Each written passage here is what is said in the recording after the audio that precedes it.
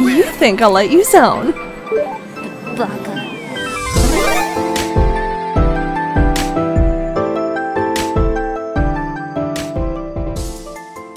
Hey all, time for the semi-monthly news update for the week of the 30th, where summer games announcements are going to be in full swing and we potentially can get to see games coming out this year, but I doubt it, as most games were pushed back into 2023 and beyond because of working conditions, and the big sickie is still floating around. But I have a ton of news to talk about, so why don't we get started, shall we? Street Fighter VI was announced at PlayStation State of Play, and from what was said online, it looks like the game has found its identity with leaning into the urban aesthetic that was used in the early 2000s by Street Fighter 3.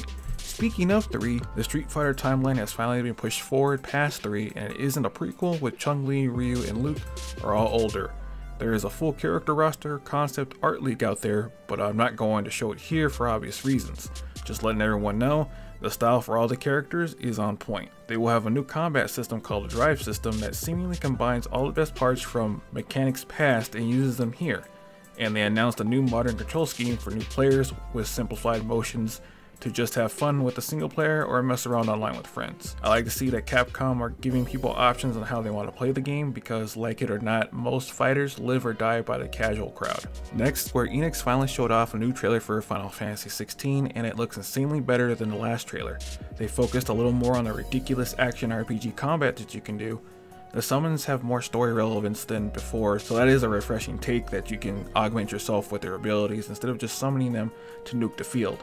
The only downside to this new trailer was that Final Fantasy XVI's release date got pushed back yet again to the summer of 2023. We have to wait an extra year to play this really gorgeous game. The Cat game has a release date of July 19th and as a bonus for PS Plus Extra and Premium members, they get Stray for free on release. I really want to play this game, as from the new trailer it looks to me like an adventure, puzzle solving stealth game in which you play as a cat with a really cool backpack.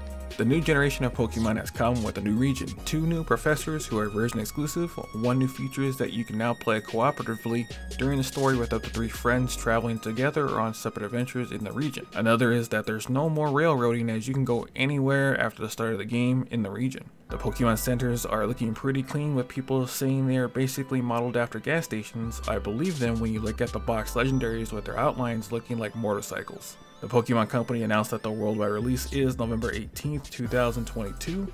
I myself am a little excited, but I'm more interested in the co-op mode, which I assume everyone connects to the host and are in the same instance and assuming version. Hopefully they can explain how that will work if someone has a different version from the rest. PlayStation announced Marvel's Spider-Man Remastered for PC, which I assume will be the Game of Year edition with all the side mission DLC. I'm glad others can finally play this amazing game. It will be Nixxes Software's first PC port, and they got help from Insomniac Games in the optimizing department, with them confirming that it will have a ton of setting options to look and play its best on PC. Marvel's Spider-Man will be coming to PC on August 12th, and Spider-Man Miles Morales following in the fall. Insomniac Games did announce that Marvel's Spider-Man franchise has sold over 33 million units as of May 15th, 2022. Hopefully Nixxes Software can deliver a solid port, as out of the 3 major titles that got a PC port, God of War 2018 was the most stable. Last we have Resident Evil 4 Remake, which will release on March 24th, 2023, and it will be a reimagining of the events that went down in the 2005 original. Some info came out that the majority of the RE2 team has been working on RE4, so you don't have to worry about cutting corners or cut content to make the release window. That should do it for this week in gaming. Was there any standout announcements that got you hyped to play this year or next year? Leave a comment below and tell me. Otherwise, stay safe guys, and I'll see you in the next video. Hey, glad you could make it, but if you could be so kind as to leave a comment and maybe subscribe so we can keep the lights on. Thanks!